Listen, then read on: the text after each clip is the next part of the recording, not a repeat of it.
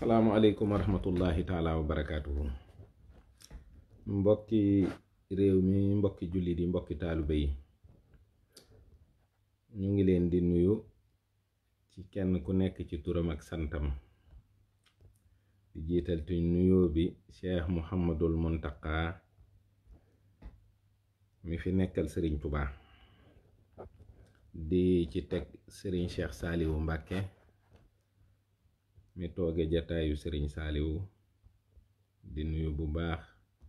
di sant ak gërëm sama sëriñ, sama yaakaaru tey ak ëllëg Cheikh Muhammadul Bachir. di fàttali rekk ni waxtaan wi tàmbali nañ ko am na juróomi fan ci tey. bi ñu koy tàmbali dañu wax ne dañoo sukkandiku ci yetti baat yoo xam ne Sëriñ Tuubaa moo ko wax ko Sëriñ Omar Mbàkke Gelongal rakkam, Sëriñ Masàmba rakkam ak Sëriñ Moodu Mustafa ab taawam, ne leen des na tuuti diirub juróom fukki at xaalis dina fi jële liimaan, tubaab jële fi lislaam, jigéen jële fi ixsaan. ñu di ci xalaat, di ci bind, di ci wax. te wolof day wax ne bokk ci coow li xam li xew da ko gën. lii tax xaalis jële fi liimaan ñu di ko gëstu, di topp xaalis fa mu jóge, fi mu jaar, ay kilifaam ak réew yi nga xam doole fa la ëppe jataay, ba mën a agsi ci lan mooy tax mu jóge fa mu jóge tàbbi ci xolub doomu aadama ba jëlee ci liimaan. di ko jéema leeral nag jaare ko ci ñi ci ëppale ëpp ci doole, ëpp ci pexe, muy yahud yi, ak ñoom it nan lañu def ak fan lañu jaar ak tubaab yi ba yàq seen diine, yàq seen ngëm. loolu moo tax rekk nu ne nanu wéele waxtaan wi. benn thème boobu la rekk, dinañu ko traité nag ay fan yu bari, mën na am juróom benn wala juróom ñaar, ñu ngi bind àggalaguñu, waaye xëy na li ci jiitu moom mooy pàcc bu njëkk bi moom mën na am dana àgg, mooy ñu dem nag ba ngeen mën a gis ne xaalis moom jëli na fi liimaan. démb ñu waxtaan ci juddug franc-maçonnerie, nga xam ne ay boroomi xaalis ñoo waxtaan ak boroomi xam-xam ba def ci ñoom xalaatu tëralee noo xam ne bu sottee loola ku ci tàbbi ñàkk sa diine, muy li ñuy wax franc-maçonnerie. jaare ko ci falsafa, muy philosophie, te ñoom it ñu sukkandiku ci weddi ga ñu weddi woon ne Isa ibn Maryam ab yonent la, muy yahud yi. ñu bëgg nag képp koo xam ne dëggal nga ni ab yonentu yàlla la, ñu fexe ba loola deñ ci yow te duñu xeex ak yow, duñ la rey. loolu nag xaalis moo ko man ba nag tàbbi yahud yi ci biir Angleterre dellusiwaat bi ñu dellusiwaat, ak it ni ñu leen wanee ne maanaam buurub Angleterre bii fi nekk bu jigéen bi, boroom këram ci boppam maamam ab yahud la. noona itam la bokkee maam ak kilifa yu bari ci Europe yoo xam ne ay doomi buur lañu,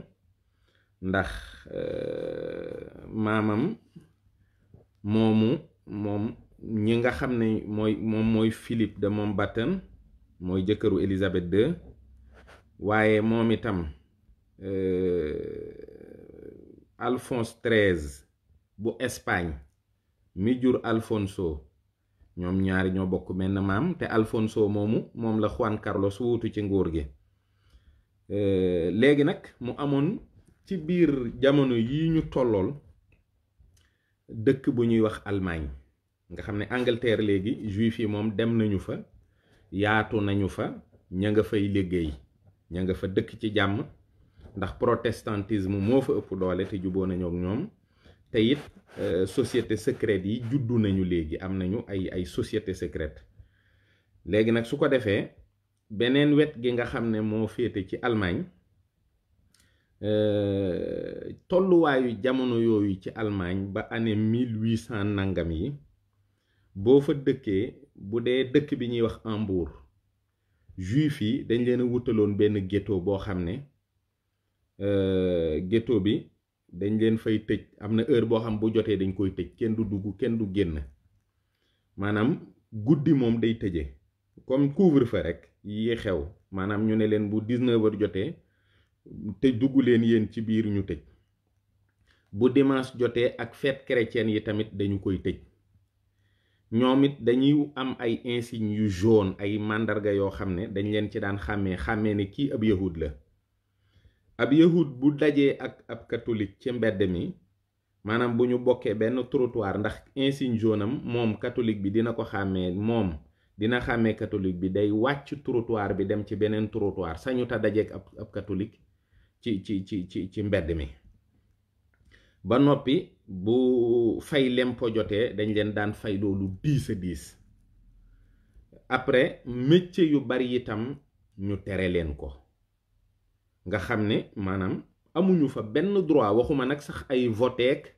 yooyu nga xam ne citoyen moo koy def yooyu moom bokkuñ ci woon loolu lañ daan dundee Allemagne mu am fa nag jenn jëmm joo xam ne mi ngi tudd Mayer Amstel Rothschild mi ngi dëkkoon ci ghetto bii may wax ci Hambourg nga xam ni mi ngi gane àddina 1744 mi ngi faatu 1812 mu am fa juróomi doom yu góor ak juróomi doom yu jigéen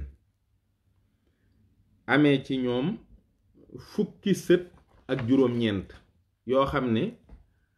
fukk ak ñeent yépp dañoo sëy ci seen biir ndax booba booy takk soxna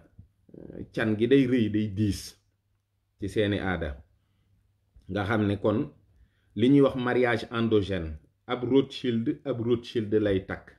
su ko defee la nga waroon a génnee ci can jox ko jàmbur nga jox ko sa frère maanaam ñaari ñu bokk ndey ak baay seen doom yi sëy su ko defee dërëm bi du génn gaal gi léegi nag dafa am benn domaine boo xam ne diiney catholique daf ko tere woon catholique yi mooy li ñuy wax usure lépp suul bukki sulli bukki ba noppi itam change daawuñu ko def léegi nag métier moom lañu bàyyee woon yahud yi nga xam ne ñoom koo xam ne soxla ngaa leb xaalis fii ak nangami fan boo ñëwee fay ko teg ca nangam loolu gannaaw seen diine da leen ko doon tere métier la moo xam ne boobu jamono yahud yi rek ñoo koy def yàlla dogal nag Amstel Mayer nekk nit ku mën a calcul ba pare nekk nit ku bari pexe muy dem moom di jëndi ay tableau ay antiquité di jënd ay xaalis yoo xam ne xaalis yu xewwi la di ko jaay xaalis yu xewwi yooyu nag mu doon jaay am benn doomu buur bu ñuy wax Guillaume de Hesse-Kassel Guillaume nag maanaam bëgg xaalis bu xewwi ak di ko collectionner moom la tubaab di wax numismatique da ko bëggoon lool kooku nag la Amstel Mayer Rothschild di jox ay xaalis di ko neexal di ko jox ay tableau ak yu demee noonu ba yàlla dogal mu bëggal ko boppam te moom Guillaume de Hesse-Kassel dafa bokk ci doomi buuri Allemagne yi bokk ci doomi buuru Autriche yi te moom nekkoon doomu buur boo xam ne dafa am armée boppam bu guerre jotee ñu fay ko mu ànd ak kenn ci ñiy guerre ba am ndam wala moom daal ab mercenaire la moom nag moo yëkkati 800 livres ci yooyu jamono nga xam ne alal ju dul jeex la jox ko Amstel Mayer ne ko léegi dama bëgg nga ci investir di dugal ak génne ci sama tur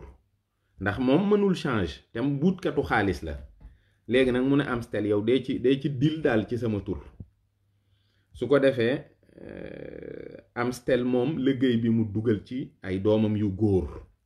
kese nga xam ne 1796 bi mu tàmbalee liggéey ba 1796 Amstel bokk na ci fukki yahud yi gën a am alal ci Allemagne fukki yahud yi nga xam ne ñoo ëpp alal ci Allemagne bokk na ci waaye nag Guillaume de Hesse-Kassel mooy kilifaam moo ko couvrir nga xam ne loolu moom lu mel noonu musul am su ko defee mu am jikko yoo xam ne nag ci liggéeyam dafa wax doom yi ne leen faw da ngeen di taxaw ci jikko yooyu dara bañ koo dindi ci sunub liggéey ndax bëgguma ñu ñaawal njortu kenn ci kilifay réew mi ñu dal ci sunu kaw rey ñu benn yoon wala ñu faagaagal ñu mooy ñoom liggéey bi dañ koo teg ci yoon boole ci dëggu ci buñ la joxee ab digit ñoo la fay jiitu ñu fonk ab dig lañu ba noppi waxtu wa ñu war a fay seen bor yi dañ koy fay lépp ba mat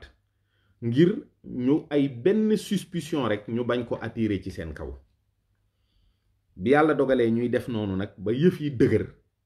mu am benn doomam bu góor bu ñuy wax Nathan Mayer Rothschild mi ngi juddu 1777 faatu 1836 doomam jooju nag moo dem Angleterre comme Angleterre tissu yi da daan jóge Amérique ak yooyu déedéet da daan jóge Inde di ñëw muy jënd ci tissu yi di ko jaay di ko yónnee baayam ci Allemagne baay bi di ko jaay maanaam moom ci textile la commencé liggéey bi ñu demee ba Napoléon nag buuru France fekk na am na doole fekk bi dem nañu tuuti rek révolution française am ba benn ñaari ñetti buur am Napoléon falu bi Napoléon faloo nag am doole nekk nit koo xam ne dafa attaqué réew yu bari di guerre ak ñoom mooy li ñuy wax les guerres napoléoniennes léegi mu bëgg a fatt Angleterre mooy dafay fexe ba dara du jóge ci continent bi dem ci Angleterre ndax Angleterre île la mu bëgg su ko defee ak jafe-jafe yi Angleterre di am ci approvisionnement ci lu mën a doon mu mën a néewal doole Angleterre pour attaquer ko léegi nag ci la daanaka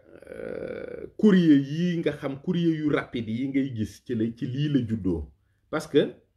Nathan Mayer Rothschild dafa créer lu ñuy wax the Post Boys ba pare créer contrebande en même temps maanaam dafa yett ay gaalam gaal yoo xam ne lépp lu waa Angleterre bi yittewoo da ko ci yeb maanaam mel ni ku ko yeb guddi ci ay France ak yooyu gaa yi daw livrer ji ko Angleterre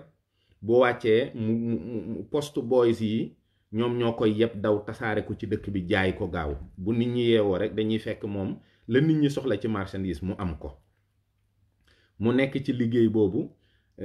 di ci defaale tamit information koo xam ne am na xibaar wala xaalis boo bëgg a rawale moom boo ko joxee bu ko jaaralee ci Post Boys yi day dem léegi nag nga xam ne kon njëkk a am information fii la ëppee doole ak li ñuy wax boo gisee borom alal yi di wut ay groupe de presse yooyu yëpp dinaa ci ñëw parce que information bi di nga xool xam lan la jural Rothschild mooy ñoom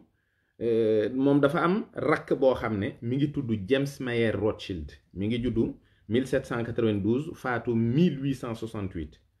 dafa wax baay bi ne ko léegi yebalal James France rakk jooju jóge Allemagne daal di ñëw France moom buurub Angleterre bi nga xam ne ndax guerre xaalis a koy def te dem nañu ba ñu jàpp ne Napoléon dina gañe Angleterre ndax Anglais yi amatuñu xaalis buur bi nag wëlbatiku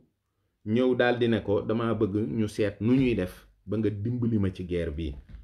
mu ne ko guerre bi yépp man dinaa ko financer waaye nag xaalis bi dinaa fexe itam ba muy dem France te yéen du ngeen ci am benn jafe-jafe su ma la waxee ne la nangam rek jàppal loolu su yónnee xaalis bi France rakk ji bu ko rakk ji jotee parce que boobu am na réseau de contrebande am na ay post boys ñooñu ñooy livrer rakk ji xaalis France rakk ji jël xaalis bi def change bi en franc or nga xam ne day am bénéfice ci change bi door koo jox nag armée Allemagne bi armée Angleterre bi ñu ci xeex di ci xeex ba moom mu dépensé ci lu tolloog 11 millions de livres nga xam ne effort de guerre bi moom moo ko financé bi mu defee loolu ñu dem ba Waterloo nga xam ne mooy xeex bu mujj ba gën a metti foofu la ñu gañee nag Napoléon biñ ko gañee information bi post boys yi ñoo ko jëkk a xam ñu daldi dawal ñëw dugg ci bateau contrebandier yi dem bi ñu demee ñu daldi wax Nathan ne ko démb dey gars yi gañe nañu anglais yi gañe nañu français yi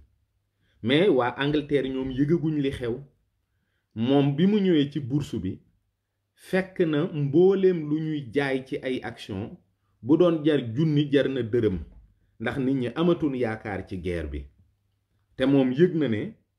guerre bi moom Angleterre gañe na ko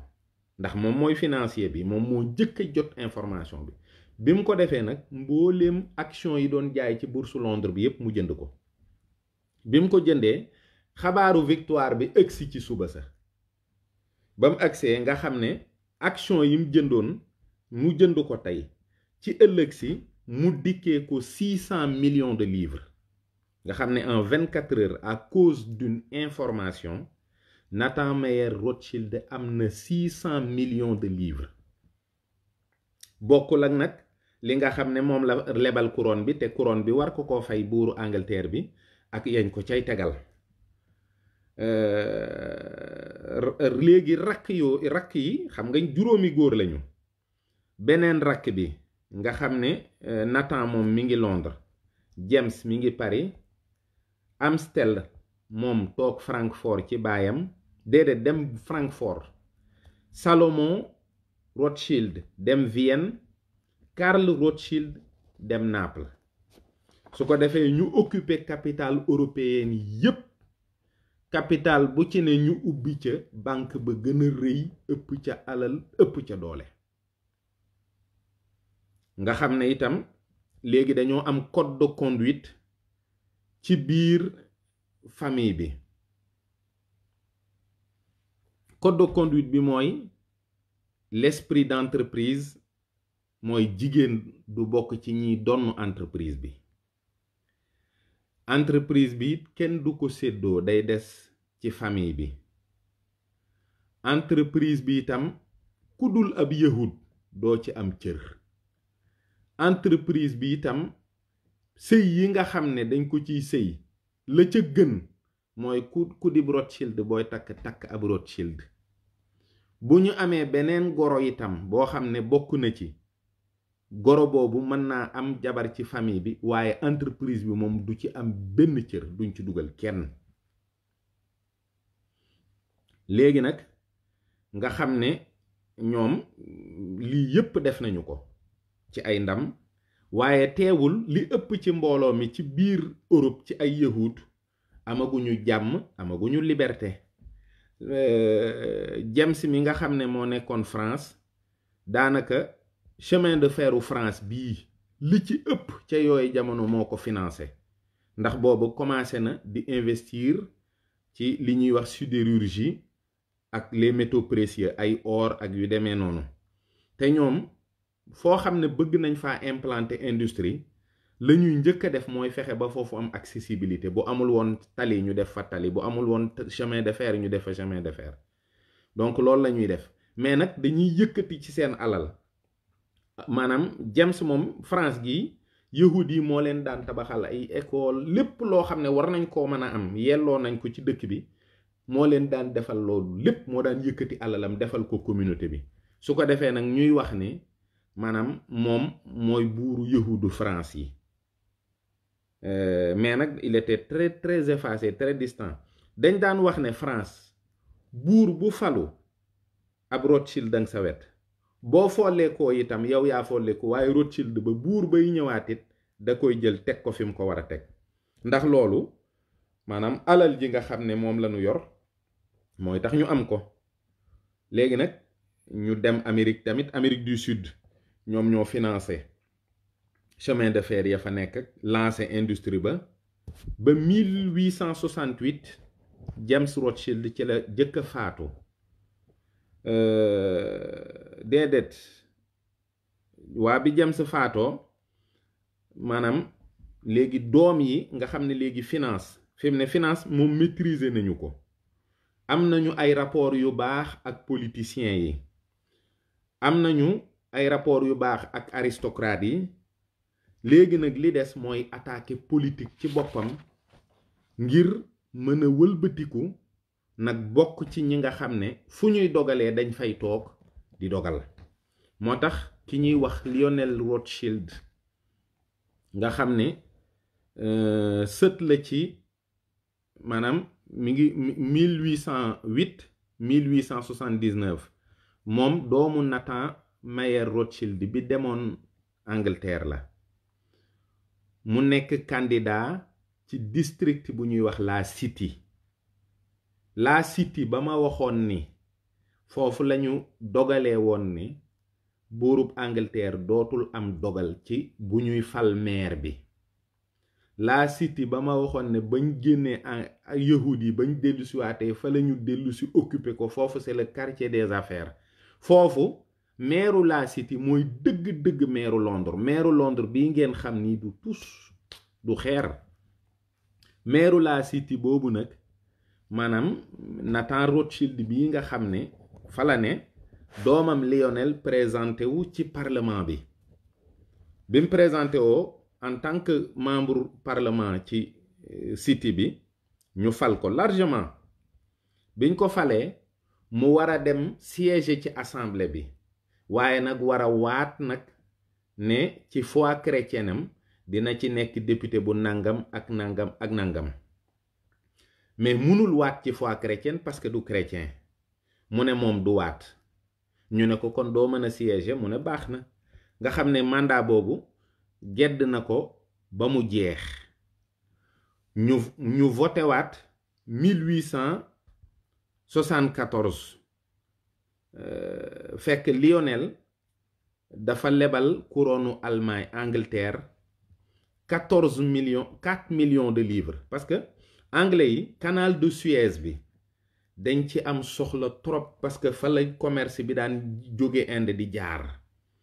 canal bi nag gestion bi dem ba bëgg a daanu, mu naran metti ci anglais yi parce que buñ ñàkkee commerce Inde bi rek dëkk bi day metti. te couronne Angleterre bi boobu amul xaalis bu mu ko jëndee. ci lañu demee ci Rothschild Lionel en 1874 mu lebal couronne d'Angleterre 4 millions de livres. ñu jënd majorité canal de Suez bi. léegi nag nga xam ne Grande-Bretagne maanaam doole ji mu am ci àddina fi mu ne nii ak accès bi mu am ci Asie ak Inde ak yooyu yëpp ci rachat canal boobu la jaar. Lionel Rothschild moomu gagné na ñaari yoon, mënta siéger ndax mënul waat ci foi chrétienne am. ba ko ñetteel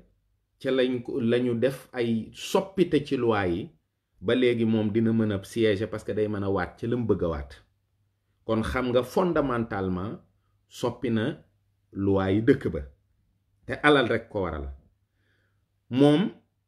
moo jur doom joo xam ne baayam la ko tuddee muy Nathan Rothschild. Nathan Rothschild mi ngi juddu 1840 faatu 1915. baron la, fal nañ ko ñeenti yoon ci parlement bi. day siéger day waat parce que baayam fexe woon na ba ñu soppi loi bi. moom mu takk jigéen joo xam ne mbokkam la, mi ngi tudd Emma Louise von Rothschild. ci seen sëy boobu nag mu am ca doom ju góor moom it tuddee ko baayam Lionel Walter Rothschild. mi ngi juddu le 8 février 1868. nga xam ne moom baron la, banquier la. moom daa mel ni ci seen deret la ne, loolu du jara wax. moom it fal nañ ko 3 fois ci parlement bi. kon moom maamam fal nañ ko 3 fois ci parlement bi baayam ñu fal ko 3 fois ci 4 fois ci parlement bi moom ñu fal ko Lionel mii nag ci ak ayam ci nekk membre parlement bi maanaam ci la yahud yi am nag loo xam ne ci politique ak ci doole ba fi mu ne nii léegi ngeen dégg ne nii la àddina bi doxee ci côté boobu am beneen waay boo xam ne moom it dafa dugal loxoom ci lii moom la ñuy wax Cecil Rhodes mi ngi gane àddina 1840 faatu 1915 Cecil Rhodes Zambie ak Zimbabwe yépp boo leen boolee benn dëkk la boo xam ne ci yooyu jamono Cecil Rhodes moo ko moom lañ daan wax la Rhodésie mu moom ko di fa exploiter or ak diamant ak lépp lu mën a doon maanaam lépp luy baax di génnee ci suufas Zambie ak Zimbabwe ci yooyu jamono ci or ci diamant ak lépp moom moo koy exploiter moom nag guddul fan sax waaye gis nga dafa daldi ànd ak ku ñuy wax Alfred Milner moo nekkoon ci yooyu jamono ministre des colonies bu Angleterre dafa teel a am xalaat nag parce que daf ko ne man daal dama bëggoon Angleterre nekk réew moo xam ni mooy ëpp doole ci àddina bi nga xam ni ñoom ci système boobu moom Cecil Rhodes ba muy dem Rhodésie sax ba muy dem Afrique di wuti ay koppar maanaam Lionel Rothschild moo ko financé mu dem bi mu fa demee ba commencé di am alal moom it bokk na ci ñi nga xam ne moom ak Lionel Rothschild ak Karl Mayer Rothschild Karl moo nekkoon mooy doomu paa bi nekkoon Italie ñooñu ñoo financé Bismarck ci guerre yi mu guerre ak anglais ak français yeeg yeneen guerre yi nga xam ne daal doon na ko guerre ñoom ñoo ko financé ñoom guerre yooyu ñoo ko financé Cecil Rhodes mi créé na société secrète en 1891 mook William T. Street journaliste bi ëppoon kàddu ci yooyu jamono ak Reginald Balliot Brett nga xam ne moom reine Victoria moo ko defoon confident di waxtaan ak moom di diisoo ba mu nekk conseiller buur bu ñuy wax Édouard VII ak George V société secrète boobu liggéey na lu baree bari ci politique impériale u Angleterre ak financement yu baree bari Lionel Rothschild nag dafa bokk ci ñi nga xam ne ci première guerre mondiale bi ñoom ñoo financé Angleterre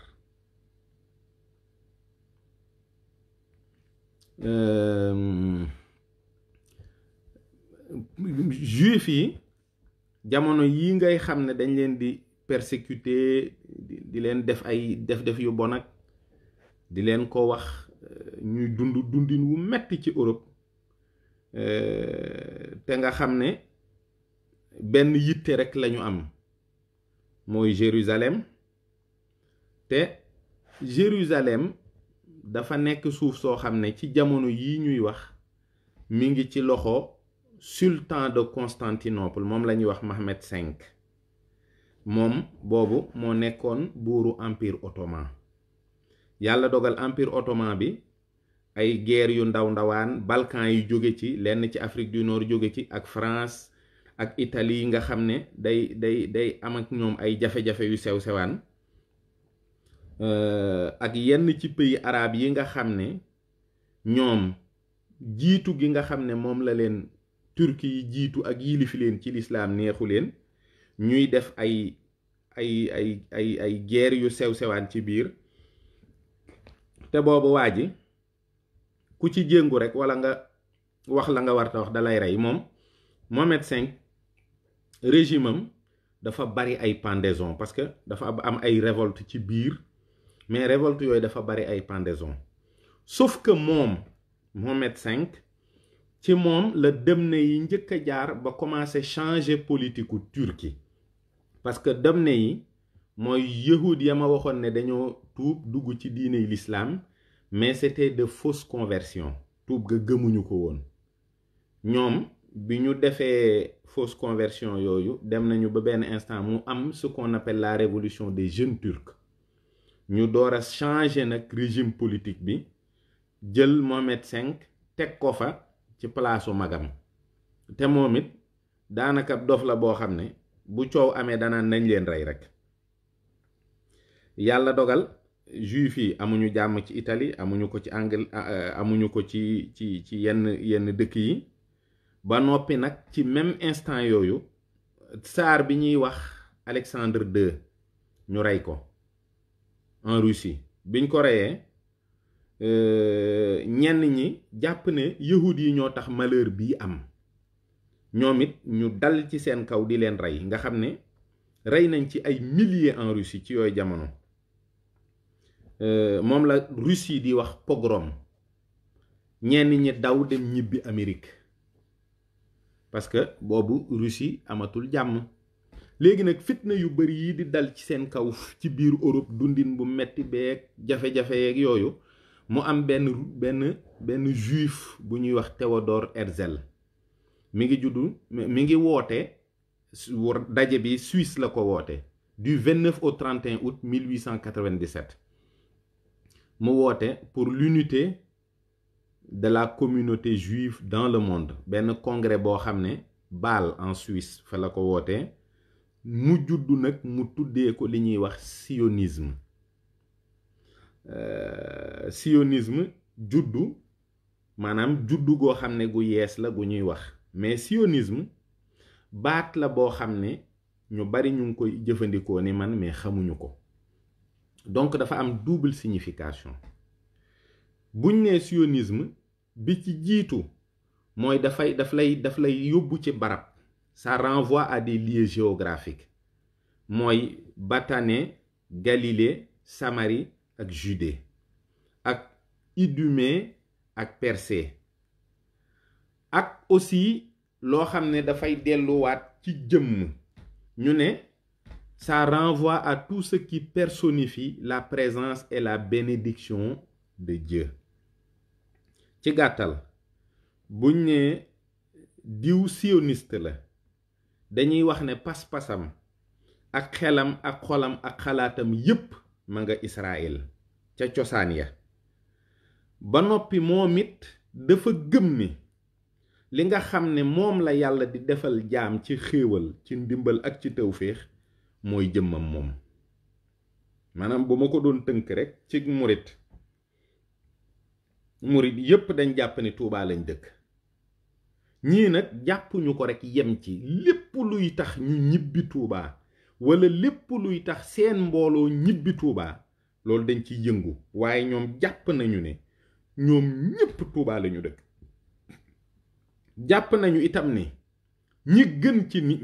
ñi yàlla ëpp li mu defal xéewal ñi mu ëpp li mu defal tawféex ak ndimbal ak yërmande ñoom la kon dañuy gis seenu murit ci seen jëmm di ko gis ci seen barab ba nga xam ne mooy Tuubaa te loolu ñoom it daanaka gis-gis boobu rekk lañu am waaye nag dañ ko am ba noppi dox jëm ci ndax bi Herzl wootee te Herzl ab journaliste la bi mu wootee yahudi yépp ku wuy si moom Hongrie la jóge woote ñépp wuy si ko ci Suisse mu dajeek ñoom waxtaan ak ñoom ngir ñu fexe ba mën a delluwaat ca suuf ya ngir ñu fexe ba mën a yilifaat suuf ya jotaat ci bi ñu waxtaanee ba noppi benn baron bu ñuy wax français la mais ci famille Rothschild la bokk le baron français Edmond de Rothschild jënd ci Palestine suuf su bari booba ci buuru ottoman yi la ko jëndee directement ba pare financé fa benn établissement boo xam ne ci ville côtière bi la nekk tey jii daanaka ab tey dëkk bu mag la. yeneen yahud itam yoo xam ne am nañu wërsëg ñoom it dañuy daal di def ci ni ñoom di jënd ku ci ne fa sa wërsëg tollu rek nga jënd ku ci ne fa sa wërsëg tollu rek nga jënd léegi nag ñuy boole nag suuf yooyu di wëlbatiku nag di wax nit ñi ne leen dem leen ngeen ñibbi fa ba 1909 li ñuy wax Kibbutzim ci la jëkk am ab village la boo xam ne moom dañ koo daal di samp bu gaaw ñoom it ak bu ñu jëndee suuf dañuy joxe ay conditions yu leer maanaam boobu arab yi ñoo moom suuf si di ko jaay waaye buñ jëndee ci arab suuf dañ koy wax ne ko suuf si da ngay jël li nga fi am yow te daal dem sa yoon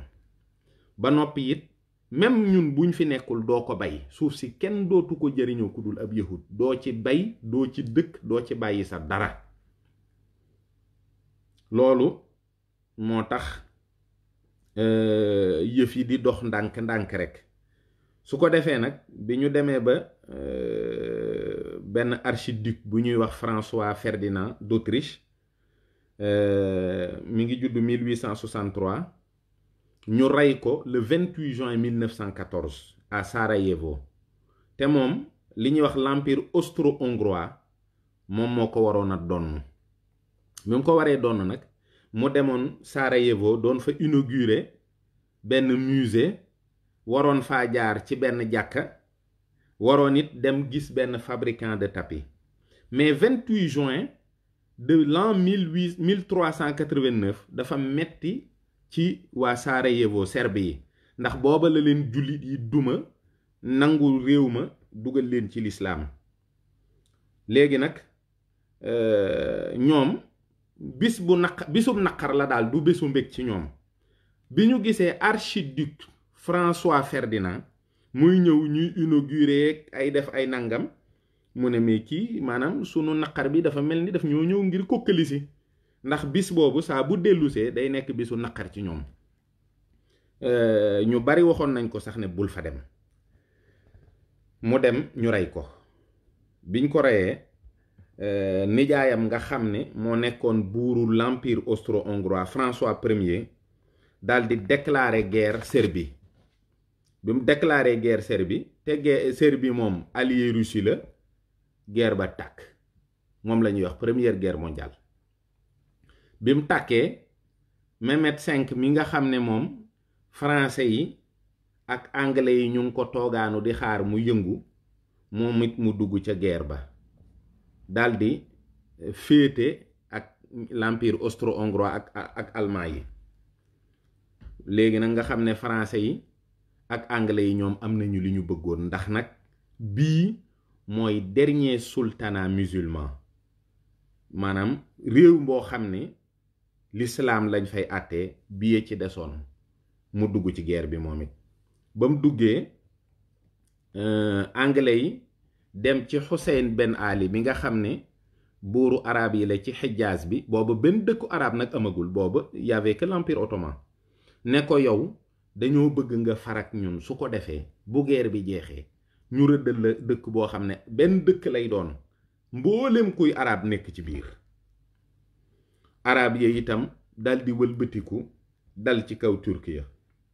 nga xam ne guerre bi moom dafa tàkk ci biir réewu jullit yi ba noppi boole kook guerre mondiale bi ci boppam tàkk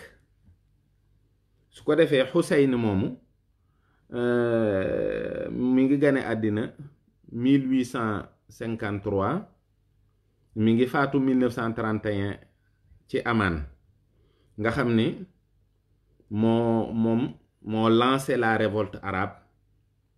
contre l'empire ottoman waaw comme porte-parole de la nation arabe tout entière en 1915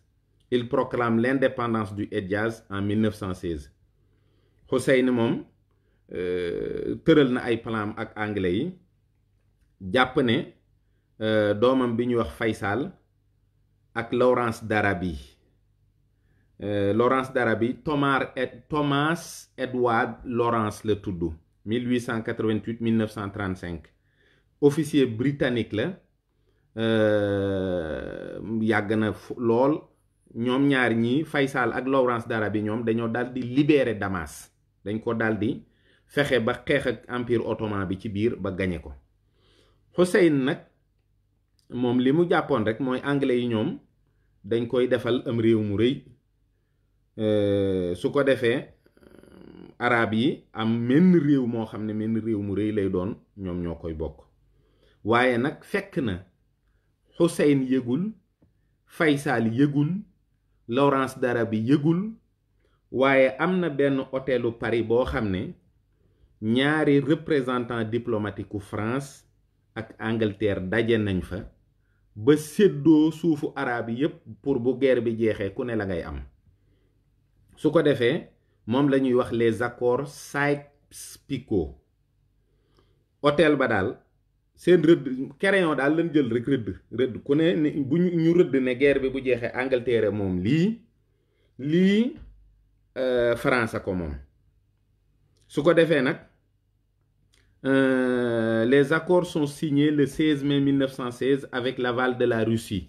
et de l'Italie. Russie ak Italie ñoom d'accord nañ nee na leen yéen séddoo leen arabe suufu arabe yeeg yooyu ku ne jël la ko neex.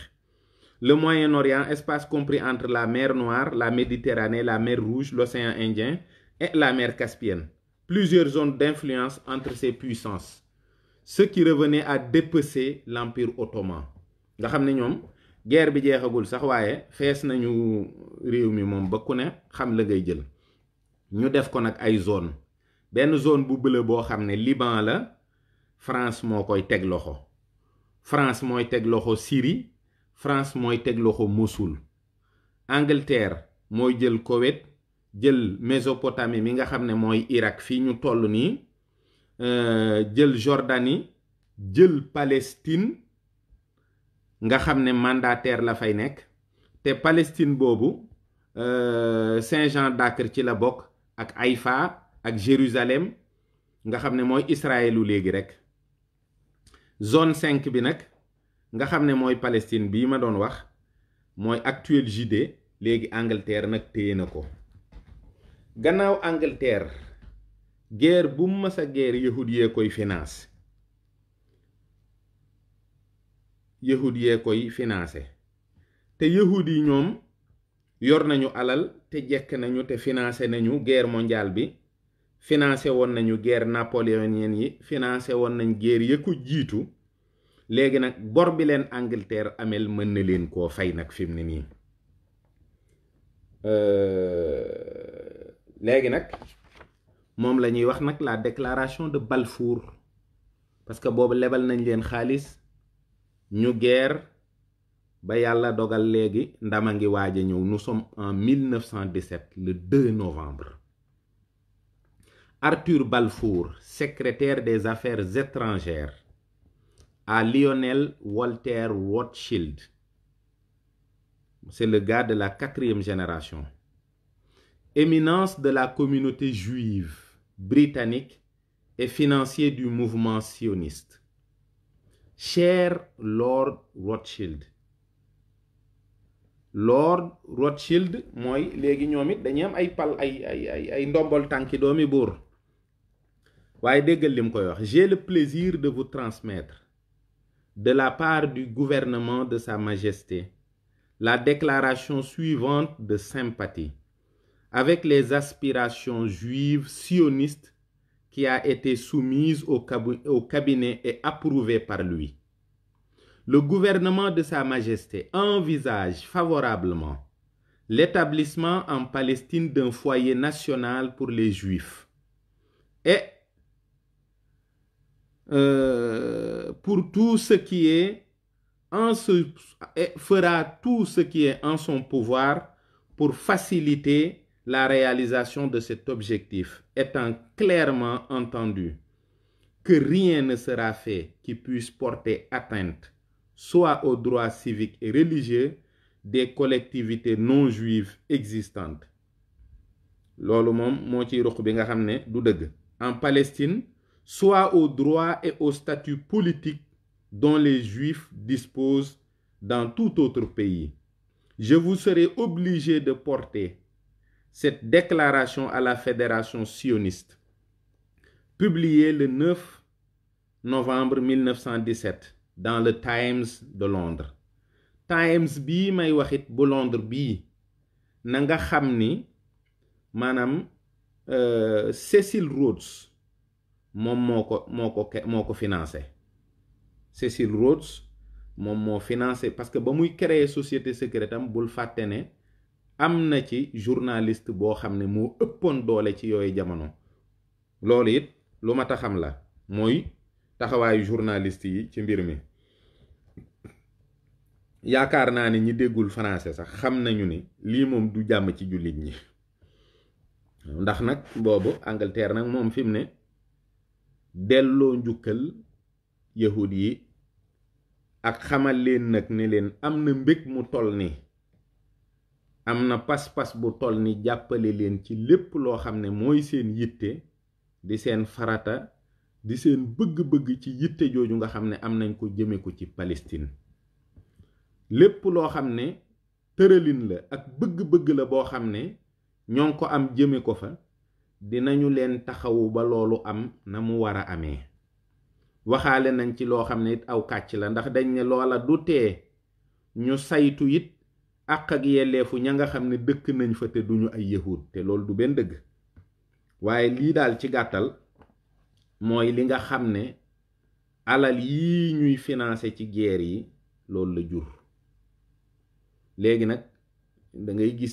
gis ñuy commencé nag ñoom di dem benn par benn am dañuy soppi ay tur nag gis nga kii David Groen la tudd waaye moo mujjee doon Ben Gurion 1886 Pologne la juddoo mi ngi faatu 1973 en Israël. lu mat a xam la itam nga xam ni ak ñoom fu ñu mën a nekk ci àddina ak lu gox ya fasantikoo bu Israël soxlaa amatuñ benn yitte bu dul dem ci loolu waaw moom déjà Ben Gurion ca guerre ba ottoman yi ak arab yi xeex rek ca la jëkk a formé moom ab milice boo xam ne ci biir armée anglaise la ko formé.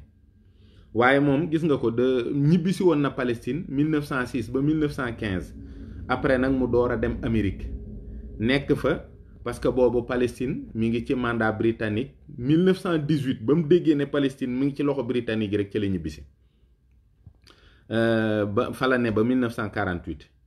moom légion juive Angleterre ci biir guerre bi dafa am légion boo xam ne légion juive la ñoom dañoo nekkoon ci biir guerre bi di geeral Angleterre kon ñoom xamoon nañ ni bu Angleterre amee ndam rek liñ bëgg lépp dinañ ko am.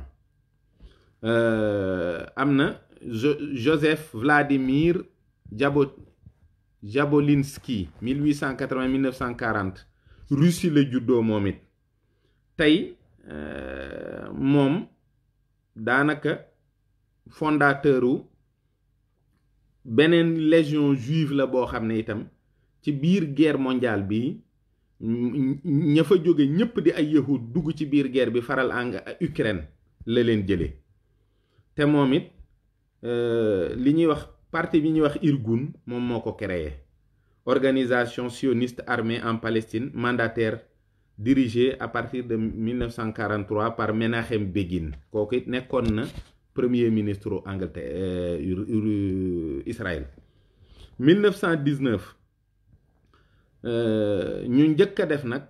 réunion boo xam ne mooy congrès national palestinien yi boobu nag arab yaa ngi door a jóg 1919 ca la ñu jëkk a def ab daje boo xam ne congrès national palestinien la Moussa al-Husseini moo ko jiite woon 1853 1934 mujj gi mouvement boobu mooy doon OLP bi nga xam ne Amin al-Hussein moo ko jëkk a jiite nga xam ne doomi nijaay yi kii la gannaaw gi nag ca lay mujj ci loxo Yasser Arafat moom Amin al-Hussein boobu ku soppoon nazi yi la soppoon it idéologie totalitaire bu frère musulman yi la Ixwaanul Muslimin ñoom it ñu jaxasoo woon lañu ak palestiniens yi la ngir dimbali leen ci xeex bi waaye xoolal waxtu wi ñu jóg lu ci bari nag ci xam-xam boobu sax ci islam politique beeg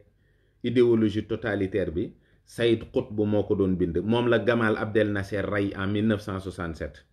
ndax moom it lam doon bind jalons sur les routes de l'islam daanaka sax moo tax Gamal Abdel Nasser rey ko. Winston Churchill, ministre des colonies sous mandat de la Palestine, néglige toutes les doléances arabes. Boobu gis nga Winston Churchill 1917 fekkagul mu nekk président mu nekk premier ministre waaye moom moo nekkoon ministre des colonies lépp lu ko arab yi ma sa wax nag dugg na fii génn na fii yoonam du ci ne li yahud yi bëgg képp mooy am. Bi guerre bi jeexee ba ñu signé traité de Versailles ci la li ñuy wax société des nations juddu. Société des nations ab daje la boo xam ne mbooleem la ko lal ay tappale la daje la boo xam ne rek bi ko gaa yi créé dañu ne kat ñii ñoo gañe ñii léegi ñiñ gañe moom nañ leen séddoo maanaam kenn ku ne seet na nga def la nga amee lagar rek moom. 1922 Syrie ak Liban ñu dénk leen France. Irak nekk sous mandat britannique. Irak ñoom britannique yi ñoo fay samp Faysal Ben Hussein. Abdallah doomu Hussein pa Hussein mii nga xam moom lañ doon dig empire arabe ba tey ay doomam nag falu nañ. Faysal moom la ñu jox Irak doomam Abdallah ñu jox ko Transjordanie ak benn émirat bu bees boo xam ne mooy ba léegi rek Palestine nga xam ne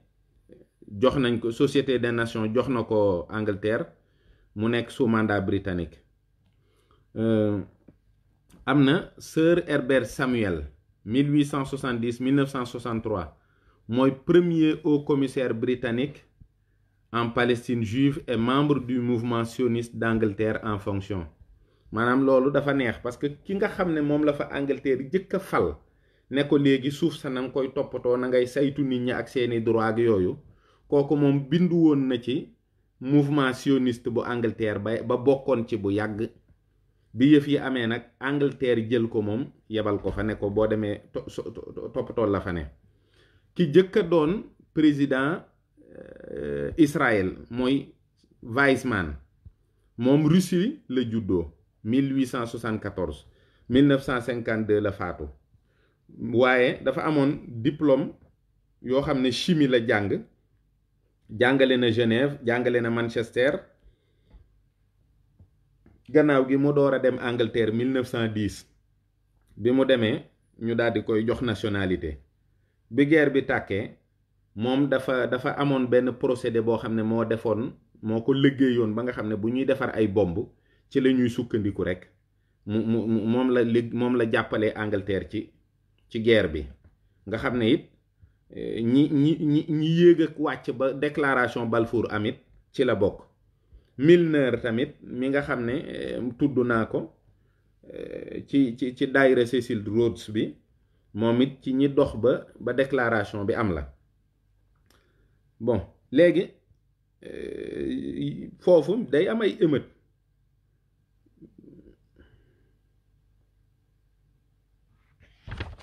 parce que fi mu ne arab yi yëg nañu ne xatal nañ leen ci suuf si suuf soo xam ne ba fa yahud yi di wàcc 85% yi ay arab lañu 10% yi ay chrétien lañu 5% yi ay juif lañu ñépp dëkk ci jàmm nag. waaye gis nga ko bi ñu àggee 1929 booba nag ci la déclaration Balfour am fukki at ak ñaar arab yi di ko naqarlu maanaam émeute yi tàkk mooy première intifada bi gën a métti nga xam ne téeméeri nit ak fanweer ak ñett ci yahud yi faatu nañu téeméeri nit ak fukk ak juróom benn ci arab yi faatu. Bi ñu demee nag ba 1933 ci la Hitler dal di falu ci Allemagne Hitler it bi muy falu maanaam financement yi xam nga politiciens yi yoruñu dërëm donc seeni financement banquiers yi ñoo koy yor. Effectivement juif yi financé nañu Hitler ci pal gi, mais toujours est-il que day am ay yëf yoo xam ne du neex a leeral. Du neex a leeral parce que day mel ni lu xaw a jaxasoo ci bopp nit ki. Mais bi Hitler faloo ñoom politique bi liñ ci jëkk am daanaka am nañ ko ci mooy fexe ba nit ñi di ñibbi Israël. mooy at mu njëkk mi bi mu faloo 1933 boobu 37 000 juifs ñoo ñibbi Israël. 1934 45 000 juifs ñibbi Israël. 1935 65 000 juifs ñibbi Israël. kon ñoom maanaam bi ñu koy falit ñi nekk Europe nga xam ne dëkkuñu Allemagne te di ko financé xam nañu ne kii dina fitnaal yahud yi, mais ñoom fitna boobu ngir ñu ci bari dem ñibbi ci la bokk. musiba bu ci man di juddoo itam ñoom seen yoon nekku ci, parce que itam kenn mënta wax ba ñi nekk ci bopp yi ak ñi nga xam ne ñooy kilifa yi dëgg-dëgg moom bu cataclysme yi ak musiba yi di amit ñu bokk ci ñoom, duñ ci faatu duñ ci loru. loolu mooy li ci paradoxal. léegi nag su ko defee dinañu continuer waxtaan bi suba incha allah, parce que yaakaar naa ne guerre bi metti na après ak intifada yi am ak jafe-jafe yi nga xam ne moo dugg ci biir ba Israël taxaw dëgg-dëgg. incha allahu rabbi su ko defee ñu mën a gën a leeral rek li ci nekk. dafa doy waar, dañoo mën a victimiser, mën a jooy, ndax boo leen tuddee ñu ne waaw peuple bii li ñu daj nangam ak nangam, waaye lu ji njaaga ñooy njaag, ñoom ñooy def lépp. waaw su ko defee dinañu gën a wéy ci nafaraat bi xool ndax am na beneen aspect boo xam ne itam accès-gul te bu ci am solo la gannaaw deuxième guerre mondiale bi ak biir guerre mondiale bi ak ci biir séddoo bi ñuy séddoo suuf yi